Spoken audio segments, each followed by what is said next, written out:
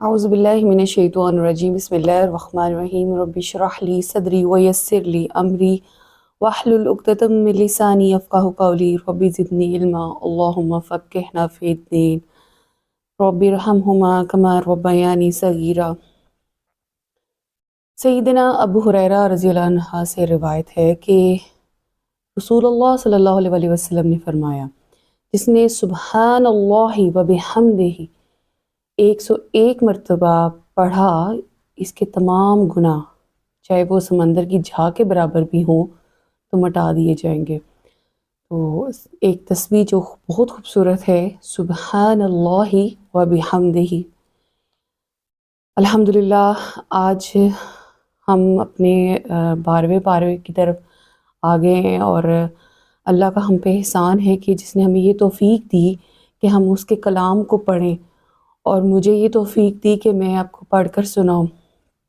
حالانکہ ہر مسلمان پر اللہ کا کلام پڑھنا فرض ہے، اور اس کے دین کی تبلیغ کرنا، اس کے دین پہ جہاد کرنا ہر مسلمان پر فرض ہے۔ شروع کرتے ہیں اپنا لیسن۔ اعوذ باللہ من الشیطان الرجیم بسم اللہ الرحمن الرحیم۔ وَمَا مِن دَابَّةٍ فِي الْأَرْضِ إِلَّا عَلَى اللَّهِ رِزْقُهَا وَيَعْلَمُ مُسْتَقَرَّهَا وَمُسْتَوْدَعَهَا كُلٌّ فِي كِتَابٍ مُبِينٍ۔ اور زمین پر چلنے والا کوئی جاندار ایسا نہیں جس کا رزق اللہ کے ذمہ قرار نہ ہو، اور ہر ایک کا ٹھکانہ اور سپرد کیے جانے کی جگہ کو جانتا ہے۔ سب کچھ ایک صاف بیان کرنے والی کتاب میں موجود ہے۔ یہاں پر داباتن یعنی کہ دابا کا لفظ آیا ہے، جس سے دابا کا تو ویسے مطلب جو ہے وہ جانور ہے، لیکن چونکہ قرآن پاک میں آیا تو یہاں پر فی الارضی من داباتن فی الارضی جو ہے وہ قرآن پاک میں تمام جاندار مراد لیے گئے، اور اس میں تمام انسان بھی آ جاتے ہیں اور تمام جانور بھی آ جاتے ہیں، یعنی کہ کسی جو بھی جاندار زمین پر موجود ہے، ان سب کے رزق کی ذمہ داری اللہ سبحانہ و تعالیٰ کی قدرت میں ہے۔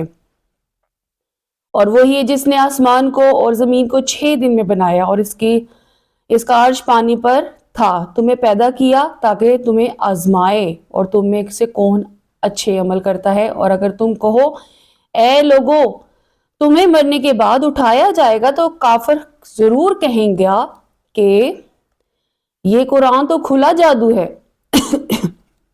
یعنی کہ یہاں پر ایک بات واضح ہو گئی ہے کہ اللہ تعالیٰ نے ہمیں اپنی عبادت کے لیے اور آزمائش کے لیے پیدا کیا۔ کسی بھی انسان، کسی بھی روح کا آزمائش کے بغیر اس دنیا سے جانا ممکن ہی نہیں۔ اور اگر ہم ان سے کچھ دن گنتی کی مدت تک کے لیے عذاب میں دیر کر دیں تو ضرور کہیں گے کس چیز نے روکا ہوا ہے۔ خبردار، جس دن وہ عذاب ان پر آئے گا تو ان سے پھیرا نہیں جائے گا، اور جس عذاب کا وہ مزہ اڑاتے تھے وہی ان کو گھیرے ہوئے ہے۔ اگر ہم انسان کو اپنی کسی رحمت کا مزہ دیں، پھر وہ رحمت ان سے چھین لیں، تو بے شک وہ بڑا مایوس ہونے والا اور ناشکرا ہوتا ہے۔ اور اگر ہم مصیبت کے بعد اسے پہنچی ہوئی اسے نعمت کا مزہ دیں تو ضرور کہے گا کہ برائیاں مجھ سے دور ہوگی، اور بے شک وہ اس وقت بہت خوش ہونے پر والا اور فخر و تکبر کرنے والا ہے۔ إِلَّا الَّذِينَ صَبَرُوا وَعَمِلُوا الصَّالِحَاتِ أُولَئِكَ لَهُم مَغْفِرَةٌ وَأَجْرٌ كَرِيمٌ۔ اجر کبیر، اگر جنہوں نے صبر کیا اور اچھے کام کیے اور ان کے لیے بخشش اور بڑا ثواب ہے۔ یعنی کہ جو تکبر کرے گا اور جو اللہ کی نافرمانی کے احکامات کرے گا تو اللہ ان کے لیے رستے تنگ کرتا ہوا جائے گا، اور جو اللہ تعالیٰ کے رستے پر صبر کے ساتھ چلے گا، اس کے احکامات کی پیروی کرے گا تو اللہ تعالیٰ اس پہ رحم کرے گا۔ یہاں پر ایک حدیث قدسی بھی میں کوٹ کرتی ہوئی چلتی ہوں۔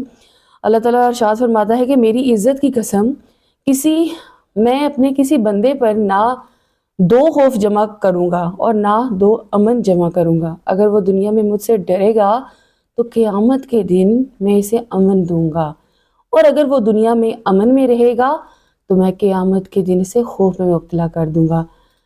اب یہاں پر دیکھیں اللہ تعالیٰ کا ارشاد جو ہے وہ دنیا میں ہمیں اس سے ڈرتے ہوئے رہنا ہے، اور تبھی ہم اللہ تعالیٰ کے رحمت کے مستحق ہو سکتے ہیں، کیونکہ وہی خالق کے کائنات، مالک کے کائنات، خالق میرا اور مالک ہم سب کا ہے، اور ہمیں اس نے پیدا کیا اور ہمیں اس سے ڈرنا چاہیے اپنے ہر معاملے میں، ہر معاملے کو انجام دیتے ہوئے۔ دنیا کے ڈر کی وجہ سے اپنے معاملات کو بدل دینا انسان کی سب سے بڑی بیوقوفی ہے، کہ دنیا کیا سوچے گی، دنیا کیا کہے گی، جبکہ آپ اللہ کے نام پر، اللہ کے خوف کے بغیر جو کام کرتے رہے تو اللہ تعالیٰ پھر ایسے بندوں سے نپٹنا جانتا ہے، اور جو اللہ کے خوف کے بغیر، خوف کے ساتھ کام کرے گا تو اللہ تعالیٰ اس کے لیے دنیا اور آخرت دونوں میں مددگار ہوگا۔ تو ہمیں اپنے دل میں، اپنے اندر صرف اللہ کا خوف رکھنا ہے۔ اللہ تعالیٰ کا جو بندہ خوف رکھے گا تو اللہ اس کے لیے دنیا میں بھی اور آخرت میں بھی نپٹنے کے لیے کافی ہو جائے گا۔ تو کیا تمہاری طرف وہ وحی بھیجی جاتی ہے، تم اس میں سے کچھ چھوڑ دو گے اور اس پر تمہارا دل اس وجہ سے تنگ ہو جائے گا کہ وہ کہتے ہیں ان پر کوئی خزانہ کیوں نہیں اترتا اور ان کے ساتھ کوئی فرشتہ کیوں نہیں آتا۔ تم تو ڈر سنانے والے ہو اور اللہ ہر چیز پر نگہبان ہے۔ کیا یہ کہتے ہیں کہ یہ قرآن نبی نے خود ہی بنا لیا؟ تم فرماؤ اگر یہ بات ہے تو تم بھی ایسی بنائی ہوئی 10 صورتیں ہی لے آؤ، اور اگر تم سچے ہو تو اللہ کے سوا جو مل سکے سب کو بلا لو۔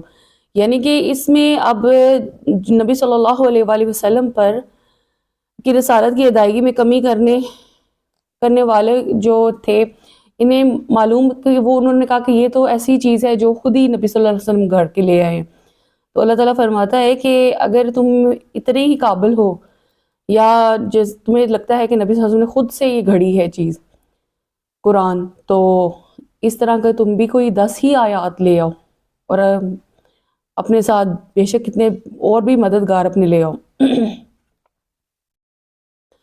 اور اگر وہ تمہاری اس بات کا جواب نہ دے سکیں تو سمجھ لو کہ وہ اللہ کے علم ہی سے اتارا گیا ہے، اور جان لو کہ اس کے سوا کوئی معبود نہیں ہے۔ تو کیا اب تم مانو گے؟ جو دنیا کی زندگی میں اس کی زینت چاہتا ہے تو وہ ہم دنیا میں ہی انہیں ان کے اعمال کا بدلہ دیں گے، اور انہیں دنیا میں ہی کچھ کم نہ دیں گے۔ یعنی کہ جو شخص اپنے نیک اعمال دنیا کی زندگی اور اس کی زینت چاہتا ہے تو اپنی کم ہمتی اور آخرت پر نظر نہ رکھتا ہے، تو ہم انہیں ان کے اعمال کا بدلہ دنیا میں ہی دے دیں گے۔ تو جو لوگ کہتے ہیں انہوں نے دنیا کو طلب کر رہے ہیں، دنیا کی زندگی کو وہ حسین سمجھتے ہیں، کتنے حسین مانگتے ہیں، تو اللہ فرماتا ہے کہ میں ایسے لوگوں کو ان کے نیک عمل یا جو اچھے عمل کرتے ہیں ان کا بدلہ جو ہے وہ دنیا میں ہی دے دوں گا اور کوئی کمی نہیں کروں گا۔ اولئک الذین لیس لہم فی الآخرۃ الا النار وحبط ما صنعوا فیہا وباطل ما کانوا یعملون۔ یہ وہ لوگ ہیں جن کے لیے آخرت میں آگ کے سوا کچھ نہیں، اور دنیا میں جو کچھ انہوں نے کیا وہ سب برباد ہو گیا اور ان کے اعمال باطل ہیں۔ تو کیا وہ اپنے رب کی طرف سے روشن دلیل پر ہوں، اللہ کی طرف سے اس پر ایک گواہ آئے اور اس سے پہلے موسیٰ کی کتاب ہو جو پیشوا اور رحمت ہے۔ وہ لوگ جو اس پر ایمان لاتے ہیں اور تمام گواہوں میں سے جو اس کا انکار کرے تو آگ کے لیے ان کا وعدہ ہے۔ تو اے سننے والے تجھے اس کے بارے میں کوئی شک نہ ہو، بے شک یہ تیرے رب کی طرف سے حق ہے، لیکن اکثر لوگ ایمان نہیں لاتے۔ اور اسے بڑھ کر ظالم کون ہے جو اللہ پر جھوٹ باندھے؟ یہ لوگ اپنے رب کے حضور پیش کیے جائیں گے اور گواہی دینے والوں کے لیے والے کہیں گے یہی وہ لوگ ہیں جنہوں نے اپنے رب پر جھوٹ بولا۔ خبردار، ظالموں پر اللہ کی لعنت ہے۔ وہ جو اللہ کی راہ سے روکتے ہیں اور اس میں ٹیڑھ پن تلاش کرتے ہیں، وہی لوگ آخرت میں کا بھی انکار کرنے والے ہیں۔ وہ زمین میں عاجز کرنے والے نہیں، اور اللہ کے سوا اس کا کوئی مددگار بھی نہیں۔ ان کے لیے عذاب کو کئی گنا بڑھا دیا جائے گا، وہ نہ سن سکیں گے اور نہ دیکھتے ہیں۔ یہی وہ لوگ ہیں جنہوں نے اپنے جانوں کو خسارے میں ڈال دیا اور ان سے ان کے بہتان گم ہو گئے، یعنی کہ یہی لوگ ہیں جنہوں نے اس سے مراد وہ حق سننے سے بہرے ہو گئے، تو کوئی بھلائی کی بات بھی اگر ان کے سامنے کی جائے تو وہ انہیں نفع نہیں دے گی، کیونکہ انہوں نے اس چیز کو ماننا اور سننا ہی نہیں ہے۔ لا جرم انہم فی الآخرۃ هم الخاسرون، یہ لوگ لازمی طور پر آخرت میں سب سے زیادہ نقصان میں ہوں گے۔ ان الذین آمنوا وعملوا الصالحات واخبتوا الی ربہم اولئک اصحاب الجنۃ هم فیہا خالدون، بے شک وہ جو ایمان لائے اور انہوں نے اچھے عمل کیے اور انہوں نے اپنے رب کی طرف سے رجوع کیا تو یہی لوگ جنتی ہیں اور وہ اس میں ہمیشہ ہمیشہ رہیں گے۔ دونوں فریقوں کا حال ایسا ہے جیسے ایک اندھا اور بہرا ہو اور دوسرا دیکھنے والا اور سننے والا ہو، کیا ان دونوں کی حالت برابر ہے؟ تو کیا تم نصیحت نہیں مانتے؟ اب یہاں پر دیکھیں گے جو لوگ حق اور سچ کو مانتے ہیں اور جو حق اور سچ کو نہیں مانتے ہیں ان کو دو حصوں میں تقسیم کر دیا گیا، ایک وہ جو اندھے اور بہرے ہیں اور دوسرے وہ جو سمجھتے دیکھتے اور سنتے ہیں، تو کیا دونوں برابر ہو سکتے ہیں؟ وَلَقَدْ أَرْسَلْنَا نُوحًا إِلَىٰ قَوْمِهِ إِنِّي لَكُمْ نَذِيرٌ مُّبِينٌ، اور بے شک ہم نے نوح کو اس کی قوم کی طرف بھیجا، انہوں نے فرمایا میں تمہارے لیے صریح ڈر سنانے والا ہوں۔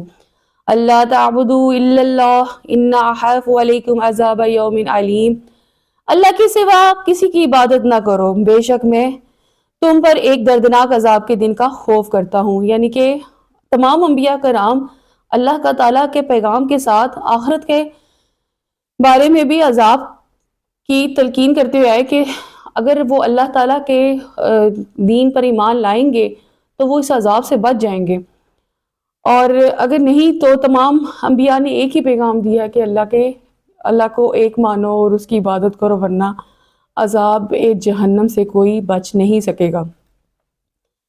تو اس کی قوم کے سردار کہنے لگے کیا تم اپنے ہی جیسا ایک آدمی سمجھتے ہو؟ ہم دیکھ رہے ہیں کہ تمہارے پیروکار صرف ہماری سب سے کمینے لوگوں نے سرسری نظر دے کر بغیر سوچے سمجھے کر لی، یعنی کہ اب جو سرداران تھے وہ یہ کہنے لگے کہ تمہاری پیروی کرنے والے تو وہ لوگ تھے جو کہ کمینے یعنی کہ بھوکے لوگ تھے، یعنی کہ کمزور لوگ تھے، اور ہم تمہارے لیے اپنے اوپر کوئی فضیلت نہیں پاتے بلکہ ہم تمہیں جھوٹا خیال کرتے ہیں۔ فرمایا اے میری قوم بھلا بتاؤ کہ اگر میں اپنے رب کی طرف سے دلیل پر ہوں اور اس نے مجھے اپنے پاس سے رحمت عطا فرمائی ہو، پھر تم خود ہی اسے دیکھنے سے اندھیر ہو، تو کیا میں تمہیں اس کو قبول کرنے پر مجبور کروں حالانکہ تم اسے ناپسند کرتے ہو؟ اے قوم میں تم سے اس پر کوئی مال نہیں مانگتا، میرا اجر تو اللہ ہی پر ہے، میں مسلمانوں کو دور نہیں کروں گا، بے شک اپنے رب سے ملنے والے ہیں، لیکن میں تم لوگوں کو بالکل جاہل قوم سمجھتا ہوں۔ یعنی کہ وہ لوگ جو حق کو نہیں مانتے وہ جاہلیت کی حدود پر ہے۔ وَيَا قَوْمِ مَن يَنصُرُونِي مِنَ اللَّهِ إِن تَرَدُّوهُمْ أَفَلَا تَذَكَّرُونَ، اے میری قوم اگر میں انہیں دور کر دوں تو مجھے اللہ پر کون بچائے گا؟ کیا تم نصیحت نہیں کرتے؟ اور میں تم سے نہیں کہتا تھا کہ میرے پاس اللہ کے خزانے ہیں، اور نہ ہی یہ کہ میں خود ہی غیب جان لیتا، اور نہ یہ کہتا کہ میں فرشتہ ہوں، اور ان غریب مسلمان کے بارے میں جنہیں تمہاری نگاہ حقیر سمجھتی ہے یہ نہیں کہتا کہ اللہ ہرگز انہیں کوئی بلائی نہیں دے گا، اللہ خوب جانتا ہے اور ان کے دلوں میں ہے، اور اگر میں ایسا کہوں تو ضرور میں ظالموں میں سے ہو جاؤں گا۔ انہوں نے کہا اے نوح تم نے ہم سے جھگڑا کیا اور بہت سارے جھگڑا کر لیا، اور اگر تم سچے ہو تو وہ عذاب لے آؤ جن کی وعید تم ہمیں دیتے رہے ہو۔ قال انما یاتیکم بہ اللہ ان شاء وما انتم بمعجزین، فرمایا وہ عذاب تمہارے اوپر اللہ ہی لائے گا اگر وہ چاہے گا، اور اگر اللہ کو عاجز نہیں کر سکتے، یعنی کہ اللہ نے چاہا تو وہ عذاب آئے گا، کیونکہ نوح علیہ السلام تو جو بھی کہتے ہیں یا کرتے ہیں وہ اللہ کے حکم سے ہی کرتے ہیں.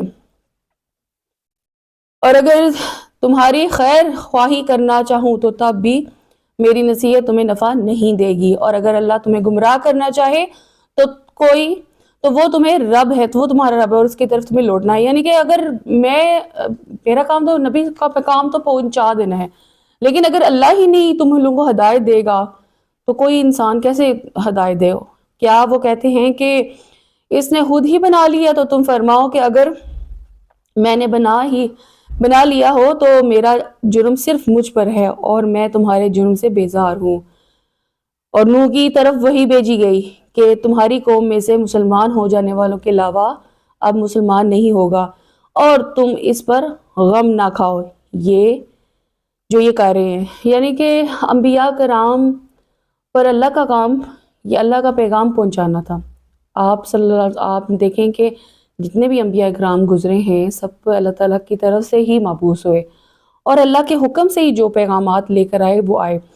تو تمام انبیاء کو ایک ہی بات ہے کہ آپ کا کام ہے پہنچا دینا، آپ کا کام ہے لوگوں تک میرا پیغام پہنچا دینا. اس کے بعد آپ غم نہ کریں، ڈریں نہیں، پریشان نہیں ہو. یہ لوگ اپنے ہاتھوں کی کمائی کھائیں گے اور ہمارے سامنے ہمارے حکم کی کشتی بناؤ. اب ظالموں کے بارے میں مجھ سے بات نہ کرنا، بے شک انہیں ضرور غرق کروں گا. یعنی کہ اب حکم یہی ہے کہ اب آپ ان پر عذاب آنے والا ہے تو اپنے لیے اور اپنے پیروکاروں کے لیے ایک الگ مقام بنائیں اور ان کے بارے میں فکر کرنے کی ضرورت نہیں ہے جو لوگ نہیں مانتے. اور نوح کشتی بناتے رہے اور ان کی قوم کے سرداران میں سے جب کبھی کوئی ان کے پاس سے گزرتا تو ان کا مذاق اڑاتے. نوح نے فرمایا اگر تم ہمارے اوپر ہنستے ہو تو ایک وقت ہم بھی تم پر ایسے ہی ہنسیں گے جیسا کہ تم ہنستے ہو.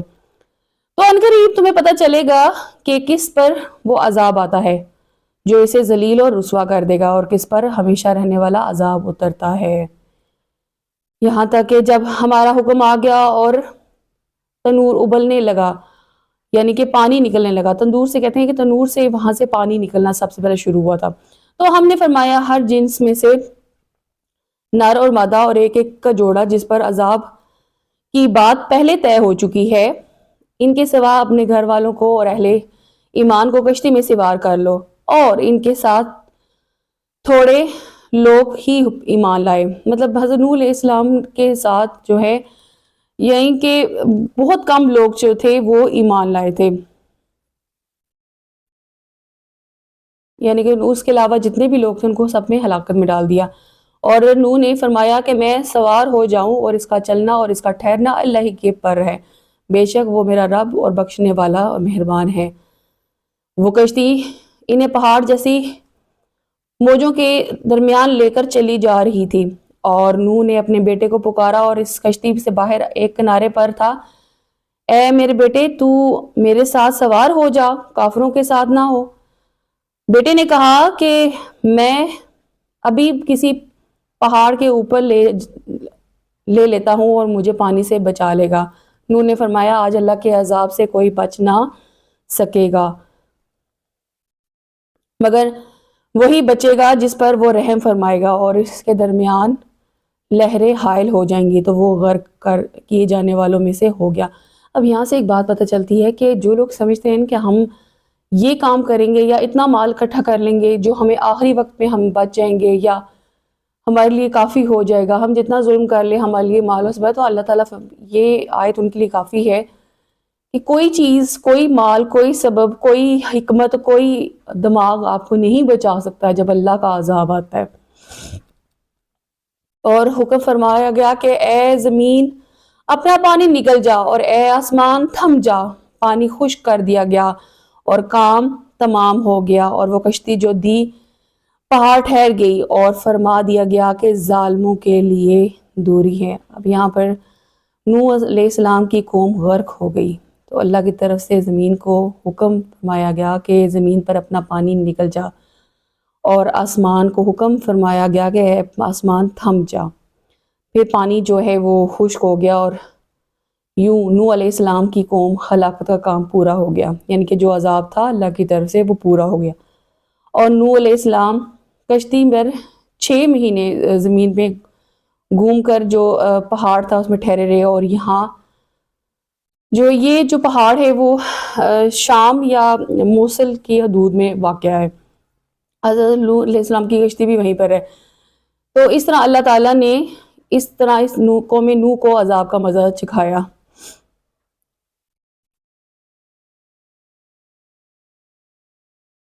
اور نوح نے اپنے رب کو پکار کر عرض کی، اے میرے رب، میرا بیٹا بھی تو میرے گھر والوں میں سے ہے، اور بے شک تیرا وعدہ سچا ہے اور تو سب سے بڑا حاکم ہے۔ اللہ نے فرمایا، اے نوح، بے شک وہ تیرے گھر والوں میں سے نہیں ہے، بے شک اس کا عمل اچھا نہیں، بے شک تم مجھ سے اس بات کے سوال نہ کرو جس کا تجھے علم نہیں ہے، میں تجھے نصیحت فرماتا ہوں کہ تو ان لوگوں میں سے نہ ہو جو جانتے نہیں۔ اب یہاں پر ایک اور بات واضح ہو جاتی ہے کہ جو لوگ اللہ کے دین پر نہیں ہوتے، جو اللہ کے ساتھ شرک کرتے ہیں، تو چاہے وہ آپ کے اپنے سگے رشتے یا خون کے رشتے یا قریب ہی رشتے ہوں، تو تب بھی اللہ تعالیٰ انہیں معاف نہیں کرے گا، اور ان کے لیے بخشش کی دعا یا ان کے لیے بخشش کا کوئی سامان ان کے لیے فراہم نہیں کیا جائے گا۔ قال رب انی اعوذ بک ان اسألک ما لیس لی به علم وَإِلَّا تَغْفِرْ لِي وَتَرْحَمْنِي أَوْ أَكُنْ مِنَ الْخَاسِرِينَ۔ عرض کی، اے میرے رب، میں تیری پناہ چاہتا ہوں کہ تجھ سے وہ چیز مانگوں جس کا مجھے علم نہیں ہے، اگر میری مغفرت نہ فرمائی اور مجھ پر رحم نہ فرمائی تو میں نقصان اٹھانے والوں میں سے ہو جاؤں گا۔ اب یہاں پر جب اللہ تعالیٰ نے فرمایا کہ جب وہ تیرے گھر والوں میں سے نہیں ہے اور آپ وہ علم نہیں رکھتے ہیں جس کا علم اللہ رکھتا ہے، تو پھر حضرت نوح علیہ السلام نے یہ دعا کی۔ فرمایا گیا کہ اے نوح، ہماری طرف سے اس سلامتی اور اس برکت کے ساتھ کشتی سے اتر جا جو تم پر اور تمہارے ساتھیوں کی جماعت پر ہے، اور کچھ جماعت ایسی ہے جنہیں ہم فائدے دیں گے اور انہیں ہماری طرف ہی سے دردناک عذاب پہنچے گا، اور کچھ غیب کی چیزیں، خبریں جو ہم تمہاری طرف وحی کرتے ہیں، اس سے پہلے نہ تم انہیں جانتے تھے اور نہ تمہاری قوم جانتی تھی، تو تم صبر کرو، بے شک اچھا انجام پرہیزگاروں کا ہی ہے۔ اور عاد کی طرف ان کی ہم قوم ہود کو بھیجا، فرمایا، اے میری قوم، اللہ کی عبادت کرو اور اس کے سوا تمہارا کوئی معبود نہیں ہے، تم تو صرف بہتان لگاتے ہو۔ اے میری قوم، میں اس پر تم سے کوئی اجرت نہیں مانگتا، اور میرا اجر تو اسی کے ذمہ ہے جس نے مجھے پیدا کیا، کیا تم عقل نہیں رکھتے؟ اور اے میری قوم، تم اپنے رب سے معافی مانگو اور پھر اس کے بارگاہ میں توبہ کرو، اور وہ تم پر موسلادھار بارش بھیجے گا اور تمہارے قوت کے ساتھ مزید قوت زیادہ کر دے گا، اور تم مجرم بن کر منہ نہ پھیرو۔ انہوں نے کہا، اے ہود، تم ہمارے پاس کوئی دلیل لے کر نہیں آئے، اور ہم صرف تمہارے کہنے سے اپنے رب کو چھوڑنے والے نہیں ہیں اور نہ ہی تمہاری بات پر یقین کرنے والے ہیں۔ ہم تو صرف یہ کہتے ہیں کہ ہمارے کسی معبود نے تو تم پر کوئی برائی پہنچا دی۔ ہود نے فرمایا، میں اللہ کو گواہ بناتا ہوں اور تم سب بھی گواہ ہو جاؤ، اور میں ان سب سے بیزار ہوں جنہیں تم اللہ کے سوا اس کا شریک ٹھہراتے ہو۔ تم سب مل کر میرے اوپر داؤ چلاؤ، پھر مجھے مہلت نہ دو، اور میں نے اللہ پر بھروسہ کیا، میرا اور تمہارا رب اللہ ہے۔ زمین پر چلنے والا کوئی جاندار ایسا نہیں جس کی پیشانی اس کے قبضے قدرت میں نہ ہو، بے شک میرا رب سیدھا رستہ پر ملتا ہے، یعنی کہ جو سیدھے رستے پر ہوگا اللہ اسی کا ہی ساتھ دیتا ہے، اور اگر تم منہ پھیر دو تو میں تمہیں ان کی تبلیغ کر چکا ہوں جس کے ساتھ مجھے تمہاری طرف بھیجا گیا، اور میرا رب تمہاری جگہ دوسروں کو لے آئے گا اور تم اس کا کچھ بگاڑ نہیں سکو گے، بے شک میرا رب ہر چیز پر نگہبان ہے۔ اور جب ہماری حکم آ گیا تو ہم نے اپنی رحمت کے ساتھ ہود اور اس کے ساتھ والی مسلمانی کے جو پیروکار تھے انہیں سخت عذاب سے نجات دی، اور یہ عاد ہے جنہیں اپنے رب کی آیتوں کا انکار کیا اور ان کے رسولوں کی نافرمانی کی اور ہر بڑے سرکش ہٹ درم کے کہنے پر چلے۔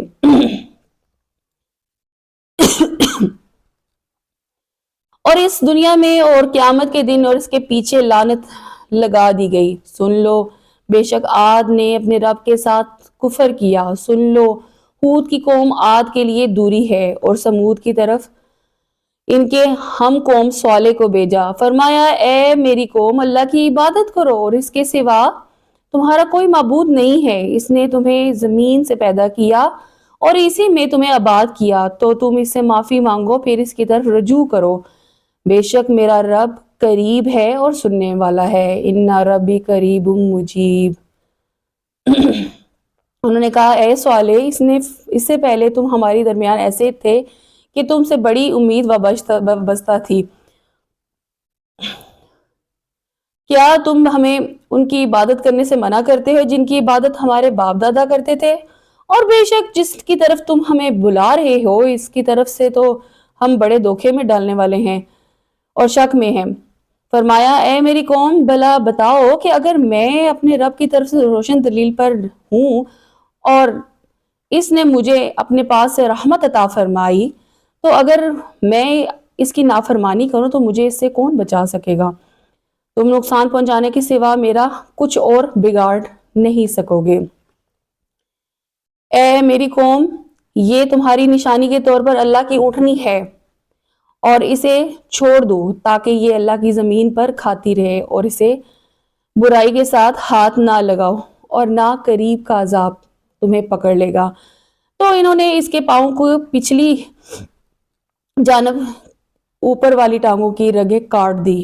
تو صالح نے فرمایا، تم اپنے گھروں میں 3 دن مزید فائدہ اٹھا لو، یہ ایک وعدہ ہے جو جھوٹا نہ ہوگا۔ یعنی کہ جو حکم اللہ کا تھا وہ اس سے ہٹ گئے۔ اس سے یہ بھی ظاہر ہوتا ہے کہ جو بندہ اللہ کی نافرمانی کرتا ہے، جو اللہ کے احکامات کی پیروی نہیں کرتا ہے، تو اللہ تعالیٰ کا عذاب اس پر لازم آتا ہے۔ جو اللہ کے خوف کے بغیر زندگی گزارتا ہے اور وہی کام کرتا ہے جس کا حکم منع کیا جاتا ہے اور حکم نہیں دیا جاتا، تو ایسے لوگوں کو عذاب کا مزہ چکھنا ہوگا۔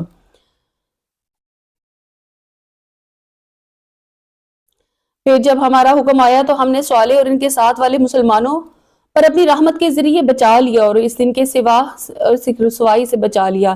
بے شک تمہارا رب بڑی قوت اور غلبے والا ہے۔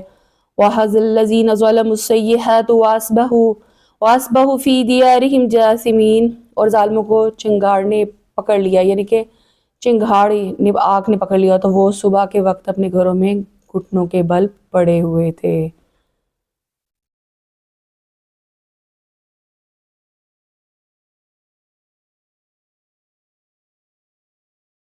گویا وہ کبھی یہاں رہتے ہی نہیں تھے۔ سن لو، بے شک سمود نے اپنے رب کا انکار کیا، خبردار، لعنت ہو سمود پر۔ بے شک ہمارے فرشتے ابراہیم کے پاس خوشخبری لے کر آئے، اور انہوں نے سلام کہا تو ابراہیم نے سلام کہا۔ تمہاری ہی دیر میں ایک بھنکا ہوا بچڑا لے کر آئے۔ پھر جب دیکھا کہ ان فرشتوں کے ہاتھ کھانے کی طرف نہیں بڑھے تو ان سے وحشت ہوئی اور ان کی طرف سے خوف محسوس ہوا۔ انہوں نے کہا، آپ نہ ڈریں، بے شک ہم قوم لوط کی طرف بھیجے گئے ہیں۔ اور ان کی بیوی وہاں کھڑی تھی، اور وہ ہنسنے لگی کہ ہم نے اسے اسحاق اور اسحاق کے پیچھے یعقوب کی خوشخبری دی ہے، اور کہا، اے تعجب، کیا میرے ہاں بیٹا پیدا ہوگا؟ حالانکہ میں تو بوڑھی ہوں اور میرے شوہر بھی بہت زیادہ عمر کے ہیں۔ بے شک یہ بڑی عجب بات ہے، یعنی کہ اللہ کے لیے تو ناممکن کوئی بات نہیں، ہر چیز وہ ممکن کرنے پر قدرت رکھتا ہے۔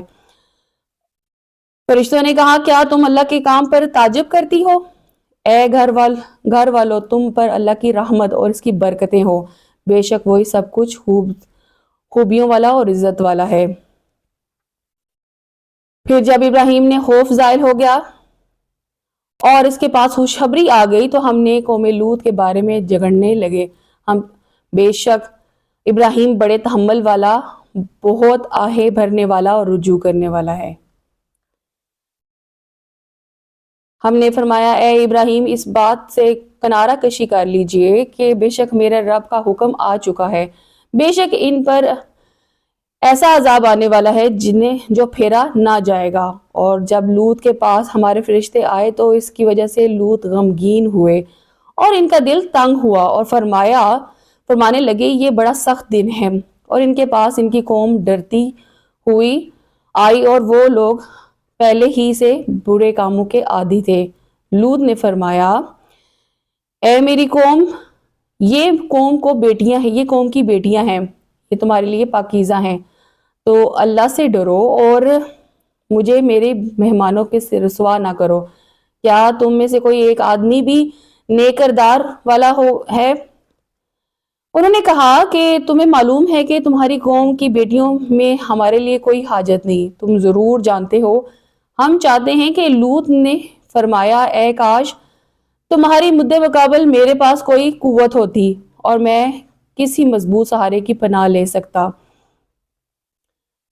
فرشتوں نے عرض کی کہ اے لوط، ہم تمہارے رب کے بھیجے ہوئے ہیں، یہ لوگ آپ تک ہرگز نہیں پہنچ سکیں گے، تو آپ اپنے گھر والوں کو راتوں رات لے کر چلے جائیں اور تم میں سے کوئی پیٹ پھیر کر نہ دیکھے سوائے تیری بیوی کے، کیونکہ حضرت لوط علیہ السلام کی بیوی بھی اسی گناہ میں مبتلا تھی۔ بے شک اسے بھی وہی عذاب پہنچا اور ان کے کافروں کو پہنچے گا، بے شک ان کا وعدہ صبح کے وقت ہے اور کیا صبح قریب نہیں؟ پھر جب ہمارا حکم آیا تو ہم نے اس کے بستی کے اوپر کے حصے کو ان کے نیچے کا حصہ کر دیا اور اس پر لگاتار کنکر کی یعنی کہ پتھروں کی بارش برسائی جن پر تیرے رب کے طرف سے نشان لگے ہوئے تھے، اور وہ پتھر ظالموں سے کچھ دور نہیں، یعنی کہ اللہ تعالیٰ نے وہی پتھر بھیجے جن پر نشان لگے ہوئے۔ اسے یہ ظاہر ہوا کہ اگر اللہ تعالیٰ نے یہ بھی کہہ سکتے تھے کہ ویسے ہی ہم پر آ گیا تو اللہ کا عذاب ہوتا تو کوئی نشانی ہوتی، تو اللہ نے باقاعدہ طور پہ نشانی لگا کے بھیجی کہ یہ میری طرف سے عذاب آیا ہے تم لوگوں پر جو تم لوگ گناہ کرتے تھے۔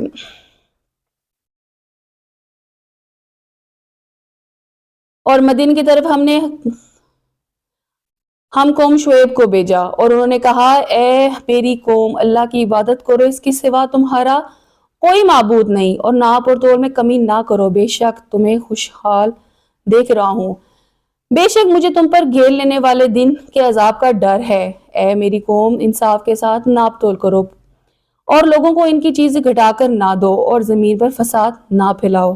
اللہ کا دیا ہوا جو بچ جائے وہ تمہارے لیے بہتر ہے، اگر تمہیں یقین ہو اور میں تم پر کوئی نگہبان نہیں۔ قوم نے کہا اے شعیب، کیا تمہاری نماز تمہیں یہ حکم دیتی ہے کہ ہم اپنے باپ دادا کی خداؤں کو چھوڑ کر اپنے مال میں اور اپنی مرضی کے مطابق عمل نہ کریں؟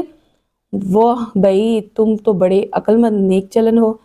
شعیب نے کہا اے میری قوم، بتاؤ کہ اگر میں اپنے رب کے طرف سے ایک روشن دلیل پر ہوں اور اس نے مجھے اپنے پاس سے اچھی روزی دی تو میں کیوں نہ تمہیں سمجھاؤں؟ میں نہیں چاہتا کہ جس بات میں تمہیں منع کرتا ہوں خود اس کے خلاف کرنے لگوں، میں تو صرف اصلاح چاہتا ہوں جتنی مجھ سے ہو سکے، میری توفیق اللہ ہی کی مدد سے ہے، تو میں نے اس پر بھروسہ کیا اور میں نے اس کی طرف رجوع کیا۔ اور اے میری قوم، میری مخالفت تم سے یہ نہ کرواؤ کہ تم پر بھی اسی طرح کا عذاب آئے اور نوح کی قوم پر یا ہود کی قوم یا صالح کی قوم پر آیا تھا، اور لوط کی قوم تو تم سے بھی کوئی دور نہیں۔ وَاسْتَغْفِرُوا رَبَّكُمْ ثُمَّ تُوبُوا إِلَيْهِ إِنَّ رَبِّي رَحِيمٌ الْوَدُودٌ، اور اپنے رب سے معافی مانگو پھر اس کی طرف رجوع لاؤ، بے شک میرا رب بڑا مہربان محبت کرنے والا ہے۔ انہوں نے کہا اے شعیب، تمہاری زیادہ تر باتیں تو ہماری سمجھ میں نہیں آ رہی، بے شک ہم تمہیں اپنے درمیان کمزور دیکھتے ہیں، اگر تمہارا قبیلہ نہ ہوتا تو ہم تمہیں پتھروں سے مارتے اور ہمارے نزدیک کوئی معزز آدمی نہیں ہو۔ شعیب نے کہا ہے میری قوم، کیا تمہیں یہ میرے قبیلے کا دباؤ اللہ سے زیادہ ہے کہ اور اسے تم اپنے پیٹھ کے پیچھے لات رکھا ہے؟ بے شک میرا رب تمہارے تمام اعمال سے کو گھیرے ہوئے ہے۔ اور اے میری قوم، تم اپنی جگہ اپنا کام کیے جاؤ، میں اپنا کام کرتا ہوں، ان قریب تم جان جاؤ گے کہ رسوا کر دینے والا عذاب کس پر آتا ہے، کون جھوٹا ہے اور تم انتظار میں ہو، تمہارے ساتھ انتظار میں ہو، یعنی کہ اب شعیب علیہ السلام بھی اپنی قوم کو یہی بتا رہے تھے کہ جو تم لوگ کرو گے اس کا عذاب تم پر ضرور آئے گا۔ اور جب ہمارا حکم آیا تو ہم نے شعیب اور اس کے ساتھ کے مسلمانوں کو اپنی رحمت سے بچا لیا۔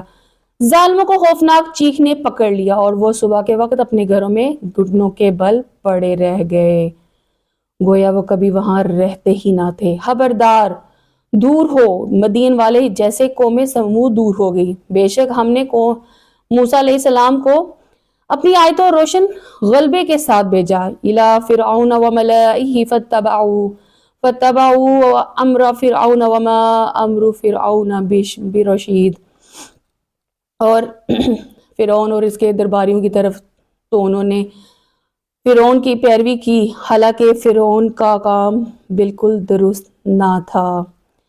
فرعون قیامت کے دن اپنے قوم کے آگے ہوگا اور پھر انہیں دوزخ لا اتارے گا، اور وہ اترانے کا کیا ہی برا گھاٹ ہوگا۔ اور اس دنیا میں قیامت کے دن ان کے پیچھے لعنت لگا دی گئی، کیا ہی برا انعام ہے جو انہیں ملا۔ یہ بستیوں کی خبر جو ہم انہیں سناتے ہیں، ان میں سے کوئی ابھی قائم ہے اور کوئی کاٹ دی گئی۔ یعنی کہ یہ بتانے کا مقصد یہ ہے کہ اللہ کا عذاب اس قوم پر آتا ہے جو کہ اپنی اصلاح نہیں کرتی۔ اللہ کوئی بھی قوم بغیر اصلاح کے نہیں رکھی۔ کسی جگہ پہ بھی اللہ تعالیٰ نے اصلاح کے بغیر کسی قوم پر عذاب کا نزول نہیں کیا، یعنی کہ ہدایت کے تمام سلسلے مکمل ہو چکے۔ اللہ نے ہدایت آپ کے ہاتھ میں تھما دی، تو اس کے باوجود آپ جب نہ مانیں گے تو اللہ کا عذاب۔ اسی طرح آپ دیکھیں، یہ تمام قصے بتانے کا مقصد، اللہ تعالیٰ کا اپنی کہانیاں بتانے کا مقصد یہ تھا کہ وہی لوگ اصلاح پر چلتے ہیں، وہی لوگ کامیاب ہوتے ہیں جو اللہ تعالیٰ کے ان باتوں کو سننے کے بعد اپنی اصلاح کر لیتے ہیں۔ اب یہ بار بار ریپیٹ ہو رہی ہیں، اس کا مطلب یہ ہے کہ اللہ تعالیٰ ہماری اصلاح کرتا ہے، اور آج ہمارے پاس قرآن کی صورت میں ہماری اصلاح موجود ہے۔ تو جو اس کو نہیں مانے گا، جو اس حق کو نہیں تسلیم کرے گا، جو پہلی قوموں کی باتوں کو کہانیاں سمجھ کے چھوڑ دے گا، تو پھر اللہ تعالیٰ اپنا عذاب ان پر نازل کرتا ہے اور انہیں بالکل بھی مہلت نہیں دی جاتی۔ اور یہ باتیں اس وقت کی بھی تھی اور آج بھی ہم پر لاگو ہوتی ہیں کہ اگر ہم دنیا کے ڈر سے اور دنیا کو خوش کرنے کے لیے اللہ کو ناراض کر دیں گے اور اللہ کے احکامات کی پیروی نہیں کریں گے تو اللہ تعالیٰ کا عذاب سے ہم کبھی بھی بچ نہیں سکیں گے۔ ہم نے ان پر ظلم نہ کیا بلکہ خود انہوں نے اپنی جانوں پر ظلم کیا۔ اللہ کے سوا جن معبودوں کی عبادت کرتے تھے وہ ان کے کچھ کام نہ آئے۔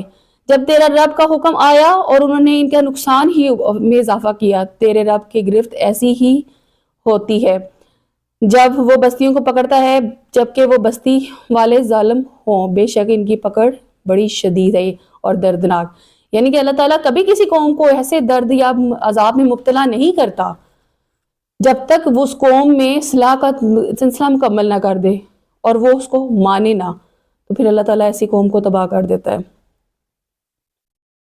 بے شک اس میں اس کے لیے نشانی ہے جو آخرت کی زندگی سے ڈرے، عذاب سے ڈرے، اور ایسا دن ہے جس میں سب لوگ اکٹھے ہوں گے، اور وہ دن ایسا ہے جس میں ساری مخلوق موجود ہوگی اور ہم اسے پیچھے نہیں ہٹائیں گے اور مگر ایک گنی ہوئی مدت ہے۔ یعنی کہ یہ باتیں، اللہ کا عذاب، یہ تمام قصے بتانے کا مقصد یہ ہے کہ وہی لوگ اصلاح پائیں گے جو آخرت پر ایمان لائیں گے، اور اس دن کے مطلب قیامت کے دن سب کو اکٹھا کیا جائے گا، ساری مخلوقات کو اکٹھا کیا جائے گا، تو اس وقت عذاب مؤخر نہیں کیا جائے گا، کچھ بھی پیچھے نہیں ہٹایا جائے گا۔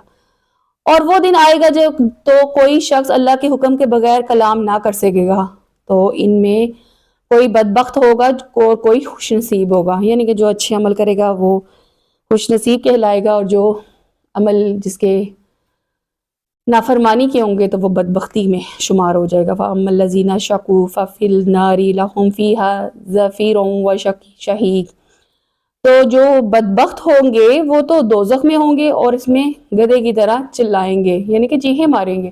اب گدھے کی طرح چلانا، چیخیں مارنا، یہ علامت ہے دوزخیوں کی۔ خالدین فیہا ما دامت السماوات والارض الا ما شاء ربک ان ربک فعال لما یرید، وہ اس میں تب تک رہیں گے جب تک آسمان اور زمین رہے گا، مطلب ہمیشہ، مگر وہ ہمارے رب، تمہارا رب چاہے، بے شک تمہارا رب جو چاہتا ہے وہی کرتا ہے، یعنی کہ جو بھی حکم ہوگا وہ اللہ کا ہوگا، اور جو خوش نصیب ہوں گے وہ جنت میں ہوں گے اور ہمیشہ اس میں رہیں گے جب تک آسمان و زمین رہیں گے، مگر جو تمہارا رب چاہے گا یہ ایسا ہی بخش دے گا جو کبھی ختم نہ ہوگا۔ تو ان بتوں کی عبادت کرنے والوں کے بارے میں شک میں نہ پڑنا، یہ ویسے ہی عبادت کرتے ہیں جیسے پہلے ان کے باپ دادا عبادت کرتے تھے، بے شک ہم انہیں ان کا پورا پورا حصہ دیں گے جس میں کوئی کمی نہیں کی جائے گی، اور بے شک ہم نے موسیٰ کو کتاب دی تو اس میں اختلاف کیا، اور اگر تمہارے رب کی ایک ایک بات پہلے طے نہ ہو چکی ہوتی تو ان کا فیصلہ کر دیا جاتا، بے شک وہ لوگ ان کی طرف سے دھوکے میں ڈالنے والے ہیں اور شک میں پڑنے والے ہیں، اور بے شک ان سب کو تمہارا رب ان کے اعمال کا پورا پورا بدلہ دے گا، بے شک ان میں کوئی کبھی نہیں کی جائے گی، اور ان کے تمام اعمال سے اللہ باخبر ہے۔ تو تم ثابت قدم رہو جیسا کہ تمہیں حکم دیا گیا ہے، اور تمہارے ساتھ رجوع کرنے والے، اور اسے اے لوگو تم سرکشی نہ کرو، بے شک وہ تمہارے کام دیکھ رہا ہے، اور ظالموں کی طرف نہ جھکو اور نہ تمہیں آگ میں چھوئے گی، اللہ کے سوا تمہارا کوئی حمایتی نہیں، پھر تمہاری مدد نہیں کی جائے گی، اور دن کے کنارے اور رات کے کچھ حصے میں نماز قائم کرو، بے شک نیکیاں برائیوں کو مٹا دیتی ہیں اور نصیحت ماننے والوں کے لیے نصیحت، یعنی کہ دن سے کے وقت اور رات کے وقت اس میں نماز تہجد جو ہے بہت خوبصورت نماز ہے، جس میں اللہ تعالیٰ آسمان دنیا پر ہوتا ہے، اور جن کو کہتے ہیں نا کہ بہت لاڈلی نماز، تو تہجد کی نماز میں وہ کچھ آپ مانگ سکتے ہیں جو دنیا جو چاہتے ہیں کہ اللہ تعالیٰ فوراً قبول کر لے۔ وَاصْبِرْ فَإِنَّ اللَّهَ لَا يُضِيعُ أَجْرَ الْمُحْسِنِينَ، اور صبر کرو کیونکہ اللہ کی نیکی کرنے والے کا اجر ضائع نہیں کرتا۔ کتنی خوبصورت آیت ہے کہ اگر کوئی مصیبت یا پریشانی آپ پر واقع ہو جائے تو اللہ کے حکم سے ہی صبر پر انتظار کرے، اور اللہ تعالیٰ کسی کا بھی اجر ضائع نہیں کرتا۔ تو تم سے پہلے گزری ہوئی قوموں میں سے کچھ ایسے فضیلت والے لوگ نہ ہوئے جو زمین پر فساد کرنے سے منع کرتے، البتہ ان کے تھوڑے سے ایسے تھے جنہیں ہم نے نجات دی، اور ظالم لوگ اسی عیش و عشرت کے پیچھے پڑے رہے جو انہیں دیا گیا، اور وہ مجرم تھے۔ کیا تمہارے رب ایسا نہیں کہ بستیوں کی بلا وجہ ہلاک کر دے؟ حالانکہ ان کے رہنے والے اچھے لوگ ہیں، اور اگر تمہارا رب چاہتا تو سب آدمی کو ایک ہی امت بنا دیتا، لوگ ہمیشہ اختلاف میں رہتے رہیں گے، البتہ جن پر تمہارے رب نے رحم کیا اللہ نے انہیں کے لیے پیدا فرمایا، تمہارے رب کے بعد پوری ہو چکی، بے شک میں ضرور جہنم کو جنوں اور انسانوں سے بھر دوں گا، یعنی کہ جو اللہ کے نافرمان ہوں گے وہ جہنم کا ایندھن ہے۔ اور رسولوں کی خبروں میں سے ہم سب تمہیں سناتے ہیں جس سے تمہارے دل کی قوت دیں گے، اور اس صورت میں تمہارے پاس حق آیا اور مسلمانوں کے لیے واعظ اور نصیحت آئی۔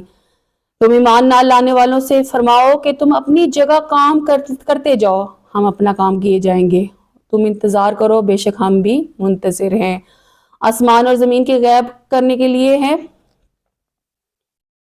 غیب اللہ ہی کے لیے ہیں، اور اسی کی طرف ہر کام لٹایا جائے گا، اور عبادت کرو اور اسی پر بھروسہ رکھو۔ وَمَا رَبُّكَ بِغَافِلٍ عَمَّا تَعْمَلُونَ، اور تمہارا رب تمہارے کاموں سے غافل نہیں ہے، یعنی کہ جو کام ہم کرتے ہیں، جو سانس بھی لیتے ہیں، جو سوچتے ہیں، اللہ تعالیٰ اسے باخبر ہے۔ سورہ یوسف سٹارٹ ہو رہی ہے، اور سورہ یوسف ایک بہت خوبصورت یوسف ہے جس میں حضرت یوسف علیہ السلام اور ان کے بھائیوں کا قصہ ہے، جس میں بتایا یہ جاتا ہے کہ کس طرح اپنے بھی آپ کو مغلوب کر سکتے ہیں، دھوکہ دے سکتے ہیں، اور حسد کی وجہ سے آپ کے اپنے بھی آپ کے دشمن بن سکتے ہیں۔ شروع کرتے ہیں، بسم اللہ الرحمن الرحیم، الف لام را تلک آیات الکتاب المبین انا انزلناہ قرآنا عربیا لعلکم تعقلون نحن نقص علیک احسن القصص بما اوحینا الیک هذا القرآن هذا القرآن وإن كنت من قبله لمن الغافلين. الف لام را حروف مقطعات. یہ روشن کتاب کی آیتیں ہیں، بے شک ہم نے اس قرآن کو عربی نازل فرمایا تاکہ تم سمجھو۔ ہم نے تمہاری طرف اس قرآن کو وحی بھیجی، اس کے ذریعے ہم تمہارے سامنے سب سے اچھا واقعہ پیش کرتے ہیں، یعنی کہ احسن القصص کا جو نام آیا ہے قرآن میں، سب سے خوبصورت واقعہ جو ہے وہ سورہ یوسف ہے۔ اگرچہ اس سے پہلے تم یقیناً اس سے بے خبر تھے۔ یاد کرو جب یوسف علیہ السلام نے باپ سے کہا، اے میرے باپ، میں نے 11 ستارے اور سورج اور چاند کو دیکھا ہے، میں نے انہیں اپنے لیے سجدہ کرتے ہوئے دیکھا ہے۔ فرمایا، اے میرے بچے، اپنا خواب اپنے بھائیوں کے سامنے پیش نہ کرنا اور نہ تمہارے خلاف کوئی سازش کریں گے، بے شک شیطان آدمی کا کھلا دشمن ہے۔ یہ اس لیے بتایا، اس لیے منع فرمایا حضرت یعقوب علیہ السلام نے کہ انہیں اندازہ ہو گیا تھا کہ شیطان جو ہے ان کے بچوں کے درمیان حائل ہو چکا ہے اور وہ ان کے اندر حسد اور کینہ کا بیج ڈال چکا ہے۔ تو اس مصلحت کے تحت حضرت یعقوب علیہ السلام نے حضرت یوسف علیہ السلام کو منع کیا، اور اس طرح تیرا رب تمہیں منتخب فرما لے گا، تمہاری باتوں کا انجام نکالنا سکھائے گا، اور تجھ پر یعقوب کے گھر والوں پر اپنا احسان مکمل فرمائے گا، جس طرح اس نے پہلے تمہارے باپ دادا ابراہیم اسحاق پر اپنی نعمت مکمل فرمائی۔ بے شک تیرا رب علم والا اور حکمت والا ہے۔ بے شک یوسف اور اس کے بھائیوں کے واقعے میں پوچھنے والوں کے لیے نشانیاں ہیں۔ یاد کرو جب بھائی بولے، بے شک یوسف اور اس کا سگا بھائی ہمارے باپ کو ہم سے زیادہ محبوب ہے، یعنی کہ حضرت یوسف علیہ السلام اور کے جو دوسرے بھائی تھے وہ ان کے اپنے سے زیادہ محبوب سمجھتے تھے۔ اب یہ ان کا گمان تھا، حالانکہ ہم ایک جماعت ہیں۔ بے شک بن یامین جن کا نام تھا، بے شک آخری ہمارے باپ کھلی محبت میں ڈوبے ہوئے ہیں۔ یوسف کو مار ڈالو اور یا کہیں زمین میں پھینک دو، تمہارے باپ کا چہرہ تمہاری طرف ہی رہے گا، اور اس طرح اس کے بعد تم نیک ہو جانا۔ یعنی کہ اب ان کا خیال یہ تھا کہ حضرت یوسف علیہ السلام اور ان کے بھائی جو بن یامین تھے وہ زیادہ محبوب ہے حضرت یعقوب علیہ السلام کو۔ اب یہ عداوت اور یہ جو بیج تھا وہ شیطان نے ان کے دلوں میں ڈال دیا تھا۔ اب وہ پلاننگ کر رہے تھے کہ وہ کسی طریقے سے حضرت یوسف علیہ السلام کو یا تو قتل کر دیں یا کہیں چھوڑ آئیں، تو اور پھر اس کے بعد اللہ سے توبہ کر لیں گے اور اللہ انہیں معاف کر دے گا۔ یہ ان کے خیالات تھے۔ ان میں سے ایک کہنے والے نے کہا، یوسف کو قتل نہ کرو اور اسے کسی تاریک کنویں میں ڈال دو، کوئی مسافر اسے اٹھا لے جائے گا اگر تم کچھ کرنے والے ہو۔ بھائیوں نے کہا، اے ہمارے باپ، آپ کو کیا ہوا؟ کیا یوسف کے معاملے میں آپ ہمارا اعتماد نہیں کرتے؟ حالانکہ ہم یقیناً اس کے خیر خواہ ہیں۔ اب جب وہ اپنے والد کے ذریعے حضرت یوسف علیہ السلام کو لے کے جانے کے لیے اجازت مانگ رہے تھے کہ کہیں دور لے کے ہم کھیلنے کے لیے اس کو ساتھ لے کے جاتے ہیں، تو والد جو تھے وہ سمجھتے تھے لیکن وہ اجازت نہیں دے رہے تھے حضرت یوسف علیہ السلام کو ان کے ساتھ بھیجیں، لیکن اب وہ اس طرح ایموشنلی بلیک میل کر کے کہ آپ ہم پہ اعتماد نہیں کرتے، تو حضرت یعقوب علیہ السلام نے سب کچھ سمجھتے ہوئے بھی اجازت دے دی۔ آپ کل ہمارے بیچ بھیج دیجئے تاکہ وہ پھل کھائے اور کھیلے، اور بے شک ہم اس کے محافظ ہیں۔ اب اعتماد کر کے وہ لے کے جا رہے ہیں، مطلب کہ ہم پہ اعتماد کریں، ہم اس کو پلائیں گے اور ان کی حفاظت بھی کریں گے۔ فرمایا، تمہارا اسے لے جانا مجھے غمگین کر دے گا، اور میں اس بات سے ڈرتا ہوں کہ اسے بھیڑیا کھا لے اور تم اس کی طرف بے خبر ہو۔ اب یہ اپنا ڈر بھی پیش کر رہے ہیں حضرت یعقوب علیہ السلام۔ انہوں نے کہا کہ اگر اسے بھیڑیا کھا جائے تو حالانکہ ہم ایک جماعت یعنی کہ موجود ہوں گے جب، تو ہم کسی کام کے نہ ہوں گے، یعنی کہ اگر ہم اتنے بندے ہیں، 11 لوگ ہیں، 10-11 لوگ ہیں، تو اگر ہماری موجودگی میں حضرت یوسف کو بھیڑیا کھا لے تو ہم ناکارہ لوگ ہیں۔ اپنی طرف سے وہ انہیں تسلی دے رہے ہیں اور اعتماد ان کو دے رہے ہیں۔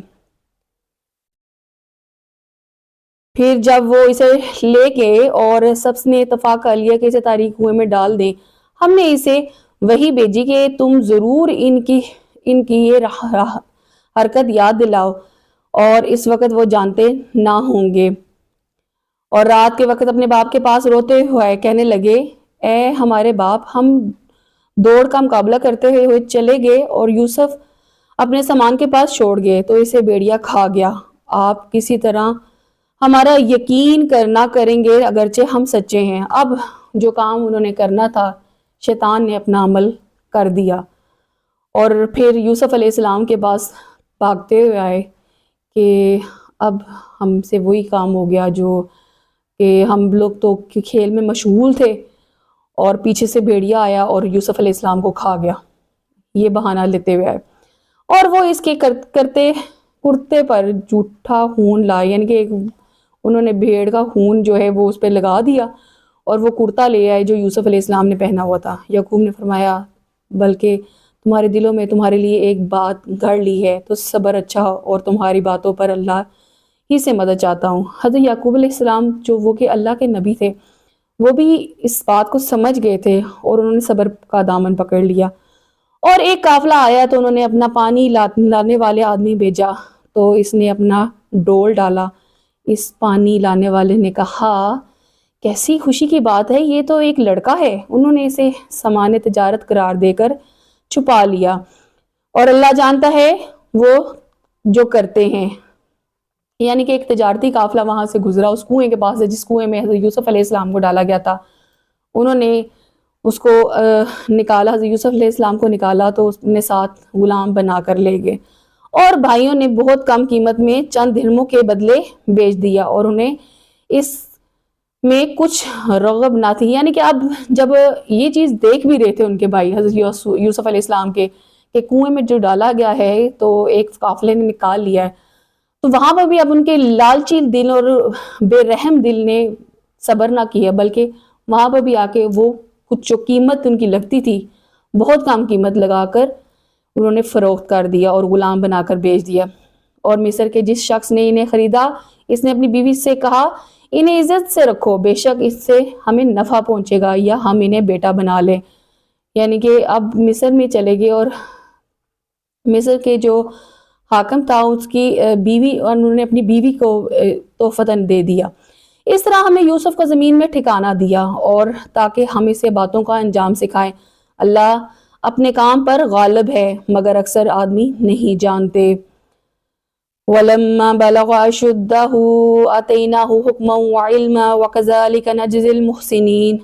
اور جب یوسف بھرپور جوانی کی عمر کو پہنچے تو ہم نے انہیں حکمت اور علم عطا فرمایا، ہم نیکیوں کو ایسے ہی صلہ دیتے ہیں۔ اور وہ جس عورت کے گھر میں تھے اس نے اسے، یعنی کہ زلیخا، اس نے انہیں ان کے نفس کے خلاف پھسلانے کی کوشش کی اور دروازے بند کر دیے، اور کہنے لگی کہ آؤ یہ تم ہی سے کہہ رہی ہوں۔ یوسف نے جواب دیا، ایسے کام سے اللہ کی پناہ چاہتا ہوں، بے شک مجھے خریدنے والے شخص میری پرورش کرنے والا ہے، اور اس نے مجھے اچھی طرح دکھا رکھا، بے شک زیادتی کرنے والا فلان پہ۔ اب یہ یہاں پر جو عزیز مصر تھا اس نے جو کہ حضرت یوسف علیہ السلام کو خریدا اور ان کی بیوی کو ہدیتاً پیش کر دیا، لیکن جب حضرت یوسف علیہ السلام باکمال حسن کو پہنچے، اپنے حسن اور اپنی جوانی کو پہنچے، تو مصر زلیخا کی نیت جو تھی حضرت یوسف علیہ السلام کی طرف سے بدل چکی تھی، اور وہ ان کی طرف غلط نگاہوں کے ساتھ ان کی طرف متوجہ ہوئی۔ مگر حضرت یوسف علیہ السلام اللہ کے نبی تھے اور اللہ کے نبی ہیں، اور وہ اللہ کے حکم سے جو کرتے وہ کرتے۔ بے شک عورت نے یوسف کا ارادہ کیا، اور اگر وہ اپنے رب کی دلیل نہ دیکھ لیتا تو وہ عورت کا ارادہ کرتا۔ ہم نے اس طرح کیا تاکہ اسے برائی اور بے حیائی کو پھیر دیں، بے شک ہمارے چنے ہوئے بندوں میں سے تھا۔ وہ دونوں دروازے کی طرف دوڑے، عورت نے اس کی قمیض کو پیچھے سے پھاڑ دیا، اور دونوں نے دروازے کے پاس عورت کے شوہر کو دیکھا، یعنی کہ عزیز مصر کو، اور عورت کہنے لگی، اس شخص کی کیا سزا ہے جو تمہارے گھر والی کے ساتھ برائی کا ارادہ کرے؟ یہی اسے قید کر دیا جائے یا دردناک سزا دی جائے۔ یوسف نے کہا، اس نے میری دل کو پھسلانے کی کوشش کی، اور عورت کے گھر والے میں سے ایک گواہ نے گواہی دی، اور اگر ان کا کرتا آگے سے پھٹا ہوا ہوتا تو عورت سچی ہے اور یہ سچے نہیں، اور اگر اس کا کرتا پیچھے سے چاک ہوا ہو تو اس عورت جھوٹی ہے اور یہ سچے ہیں۔ اب یہاں پر جو عورت کے گھر میں سے گواہی دینے کا جہاں واقعہ آتا ہے، وہاں پر حضرت جو زلیخا تھی ان کی ہی کوئی کزن آئی ہوئی تھی جن کا بچہ تھا، اور اس بچے نے جو ہے وہ گواہی دی تھی، وہ بول پڑا تھا اللہ کے حکم سے۔ پھر جب عزیز نے اس کا کرتا پیچھے سے پھٹا ہوا دیکھا تو کہا کہ بے شک تم عورتوں کا مکر ہے، بے شک تمہارا مکر بہت بڑا مکر ہے۔ یعنی کہ عزیز مصر جو کہ اس بچے کی گواہی کو تسلیم کر چکا تھا اور حضرت یوسف علیہ السلام کو پر کا حق سامنے آ گیا تھا، سچ سامنے آ گیا تھا، تو پھر زلیخا کے لیے یہ الفاظ کہے گئے تھے، اے یوسف تم اس بات سے درگزر کرو، اور اے عورت تم اپنے گناہ کی معافی مانگ لو، بے شک تو ہی خطا کار ہے، میں خطا کاروں میں سے ہے۔ اور شہر میں کچھ عورتوں نے کہا عزیز کی بیوی نے اپنے نوجوان کا دل لبھانے کی کوشش کرتی ہے، بے شک ان کی محبت اس کے دل میں سما گئی ہے، ہم تو اس عورت کی کھلی محبت میں گم دیکھ رہے ہیں۔ تو جب اس عورت نے اس کی بات سنی تو ان عورتوں کی طرف پیغام بھیجا اور ان کے لیے تکیہ لگا بیٹھنے کی نشستیں تیار کی، اور ان میں سے ہر ایک کو ایک ایک چھری اور دے دی گئی، اور یوسف سے کہا کہ ان کے سامنے نکل آئے۔ تو جب عورتوں نے یوسف کو دیکھا تو ان کی برائی پکار اٹھی اور اپنے ہاتھ کاٹ دیے اور پکار اٹھے سبحان اللہ، یہ کوئی انسان نہیں، یہ تو کوئی بڑی عزت والا فرشتہ ہے۔ زلیخا نے کہا وہ جن کے بارے میں تم مجھے طعنہ دیتی تھی، بے شک میں نے ان کا دل لبھانا چاہا تو انہوں نے اپنے آپ کو بچا لیا، بے شک اگر یہ وہ کام نہ کریں گے تو جو میں ان سے کہتی ہوں تو ضرور قید میں ڈالے جائیں گے اور ضرور ذلت اٹھانے والوں میں سے ہوں گے۔ یوسف نے عرض کی اے میرے رب، مجھے اس کام کی بجانے قید خانہ پسند ہے۔ یعنی کہ اب یہاں پر سب سے پہلے تو زلیخا نے پر الزامات جو لگ گئے تھے اور سچ سامنے آ گیا تھا، تو اب باتیں شروع ہو گئیں کہ ایک عزیز مصر کی بیوی نے اپنے غلام کے ساتھ یہ حرکت کی ہے، تو اس نے اپنے آپ کو سچا ثابت کرنے کے لیے کہ میں اکیلی اس میں شامل کہ جو بھی اس کو دیکھے گا وہ ایسا ہی ہو جائے گا، تو اس نے بہت ساری عورتوں کو اپنے گھر میں دعوت پہ بلایا اور ان کے ہاتھ پہ ایک سنترا اور ایک چھری دے دی گئی۔ جو ہی حضرت یوسف علیہ السلام اس دربار میں آئے تو ان عورتوں نے سنترے کی بجائے اپنے ہاتھ کو کاٹنا شروع کر دیا، تو وہاں پر کہا کہ ہاں بتائیں کہ میں حق پر ہوں کہ نہیں۔ پھر دوسرا یہاں پر جو بات سامنے آئی ہے کہ اب چونکہ عزیز مصر کی بیوی جو ہے وہ جھوٹی ثابت ہو چکی تھی اور وہ اپنے حامد عزیز مصر کو بھڑکا رہی تھی کہ میں کس طریقے سے یہاں سے حضرت یوسف علیہ السلام کو ہی نکالے تو یہ زندان میں ڈالا جائے تاکہ ان پہ سختیاں کی جائیں اور وہ میرے تابع ہو جائیں۔ تو حضرت یوسف علیہ السلام اللہ سے دعا کرتے ہیں کہ میں ایسی زندگی سے زندان کو ہی زیادہ پسند کرتا ہوں، یعنی کہ قید کو۔ یوسف نے عرض کیا ہے میرے رب، مجھے اس کام کی بجائے نہ پھیر تو میں ان کے طرف مائل ہو جاؤں گا اور میں نادانوں میں سے ہو جاؤں گا۔ تو اس کے رب نے کی سن لی اور ان عورتوں کا مکر و فریب پھیر دیا، بے شک وہ سننے والا اور جاننے والا ہے۔ پھر جب سب نشانیاں دیکھنے کے باوجود بھی انہیں یہی سمجھ آئے کہ وہ ضرور ایک مدت تک کے لیے قید خانے میں ڈال دیے گئے۔ یوسف کے ساتھ قید خانے میں 2 جوان بھی داخل کیے گئے۔ ان میں سے ایک نے کہا کہ میں نے خواب میں دیکھا ہے کہ میں شراب کشید کر رہا ہوں، اور دوسرے نے کہا کہ میں نے خواب میں دیکھا ہے کہ میں اپنے سر پر کچھ روٹیاں اٹھائے ہوئے ہوں جن پر سے کچھ پرندے کھا رہے ہیں۔ اے یوسف آپ ہمیں اس کی تعبیر بتائیں، بے شک ہم آپ کو نیک آدمی دیکھتے ہیں۔ فرمایا تمہیں وہ کھانا دیا جاتا ہے جو تمہارے پاس نہیں ہے آئے گا، بلکہ مگر یہ کہ اس کے آنے سے پہلے میں تمہیں خواب کی تعبیر بتا دوں۔ یعنی کہ اب حضرت یوسف علیہ السلام کے پاس تو وہ آ گئے تھے، لیکن جب تعبیر بتانی تھی تو ظاہرہ ایک کے حق میں تھی اور ایک کے حق میں نہیں تھی، لیکن اس سے پہلے حضرت یوسف علیہ السلام نے اپنے معجزوں کے بارے میں بتانا چاہیے کہ اپنے معجزہ بتائیں کہ آج کا جو کھانا ہے وہ یہ آئے گا، تاکہ جب وہ کھانا آیا تو وہ واقعے میں ایمان لے آئے۔ اور پھر جو اس کے بعد کیا ہوا، اس کے آنے سے پہلے بھی تمہیں خواب کا تعبیر بتا دوں گا، یہ اس علموں میں سے ہے جو میرے رب نے سکھایا، اور بے شک میں ان لوگوں کے دین کو نہ مانا جو اللہ پر ایمان نہیں لاتے اور آخر کا انکار کرتے ہیں، اور میں نے اپنے باپ دادا ابراہیم اور اسحاق اور یعقوب کے دین کی پیروی کی۔ ہمارے لیے ہرگز نہیں کہ ہم کسی چیز کو اللہ کا شریک ٹھہرائے، ہم پر اور لوگوں پر اللہ کا فضل ہے، مگر اکثر لوگ شکر نہیں کرتے۔ اب یہاں پر اپنی قوم جو قید میں قیدی تھے ان کے میں اپنی نبوت کا اقرار کرتے ہوئے کہ میں بھی ابراہیم، اسحاق اور یعقوب کے بعد اللہ کا بھیجا ہوا پیغمبر ہوں۔ اے میرے قید خانے کے دونوں ساتھیوں، کیا جدا جدا رب اچھے ہیں یا ایک رب اللہ جو سب پر غالب ہے؟ تم اس کے سوا صرف ایسے ناموں کی عبادت کرتے ہو جو تمہارے باپ دادا نے تراش کیے ہیں، یعنی کہ جن کو تم نے خود گڑا ہوا ہے۔ اللہ نے ان کی کوئی دلیل نہیں اتاری، حکم تو صرف اللہ کا ہے۔ اس نے حکم دیا اس کے سوا کوئی عبادت کرنا، کسی کی عبادت نہ کرو، یہ سیدھا دین ہے، لیکن اکثر لوگ نہیں جانتے۔ اے قید خانے کے دونوں ساتھیوں، تم میں ایک تو اپنے بادشاہ کو شراب پلائے گا، جہاں تک دوسرا کا تعلق ہے تو اسے سولی دے دی جائے گی، پھر پرندے اسے سر کو کھا لیں گے، اور اس کا کام کا فیصلہ ہو چکا جس کے بارے میں تم نے پوچھا۔ اب یہاں پر وہی بات ہوئی کہ دو قیدی تھے اور ان کو لایا گیا، تو ایک نے خواب میں دیکھا تھا کہ اس نے روٹیوں کی جو ٹرے اٹھائی ہوئی ہے تو اس میں کوے کھا رہے ہیں، دوسرے نے کہا کہ میں شراب پلا رہا ہوں۔ تو حضرت یوسف علیہ السلام جو تعبیر پیش کی اس میں یہی تھا کہ ایک جو جس نے روٹیاں اٹھائی ہوں گی اس کو سولی چڑھا دیا جائے گا، اور جو شراب پلائے گا وہ بچ جائے گا، اور یوسف نے جس کے بارے میں گمان کیا ان دونوں میں سے وہ بچ جائے گا۔ اسے فرمایا اے اپنے بادشاہ کے پاس میرا ذکر کرنا، تو شیطان نے اسے اپنے بادشاہ کے سامنے یوسف کا ذکر کرنا بھلا دیا، تو یوسف کئی برس اور جیل میں۔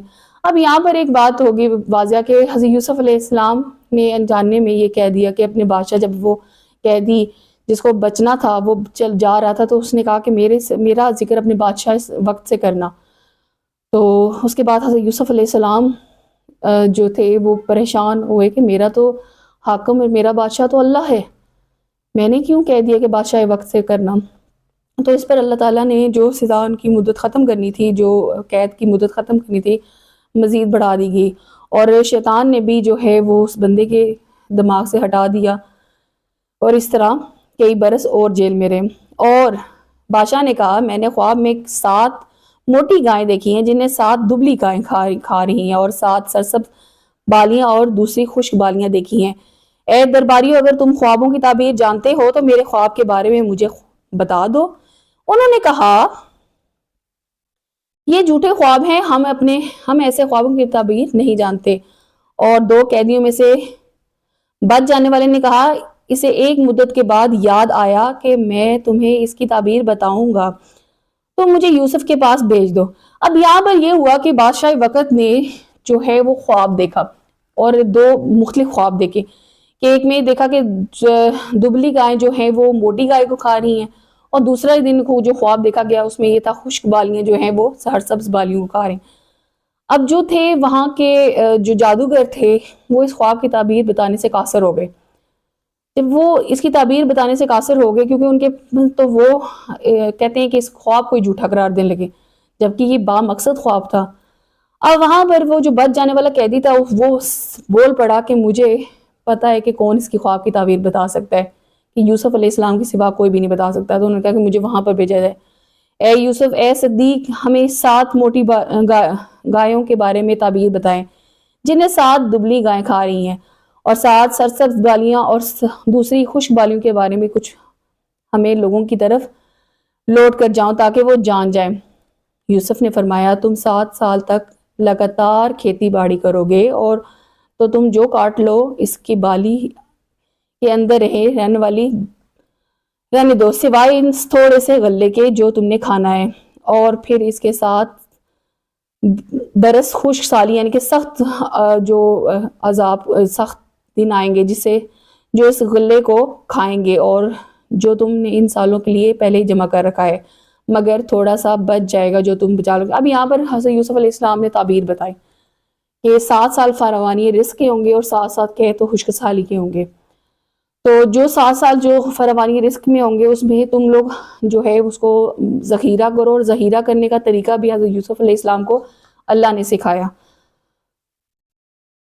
پھر ان کی 7 سالوں کے بعد ایک 7 سال ایسا آئے گا جس میں لوگوں کو بارش دی جائے گی اور اس میں رس نچوڑیں گے، اور بادشاہ نے حکم دیا کہ انہیں میرے پاس لے آؤ، کیونکہ بادشاہ سمجھ گیا تھا کہ یہ تو واقعی یہی خواب کی تعبیر ہے۔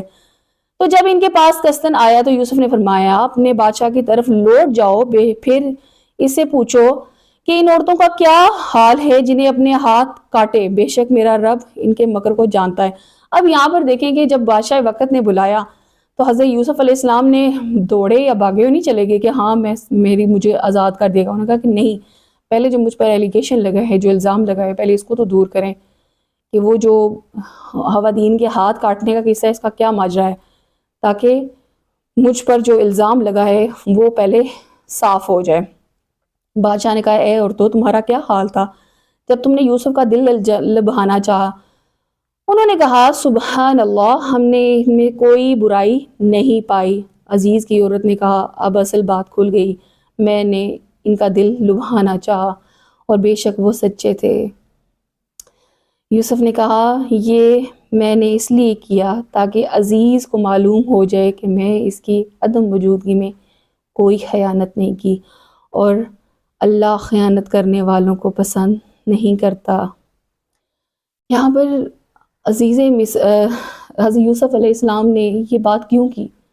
کیونکہ وہ اپنے ساتھ محبت کا جو بدلہ عزیز مصر کو دینا چاہتے تھے، اور ان کے سامنے گواہی دینا چاہتے تھے کہ میں ان کے ساتھ خیانت نہیں کی، ان کی بیوی کے ساتھ میں نے کوئی مکر و فریب یا ان کی جو انہوں نے میرے ساتھ محبت کی اس کی محبت کا بدلہ اس طریقے سے نہیں دیا۔ یہ تو ان کی اپنی بیوی نے یہ کام کیا تھا، اور یہ حق واضح کر دیا خود زلیخا نے کہ وہ سچے تھے اور میں جھوٹی تھی۔ الحمدللہ رب العالمین، آج ہمارا 12واں پارہ بھی کمپلیٹ ہو چکا ہے۔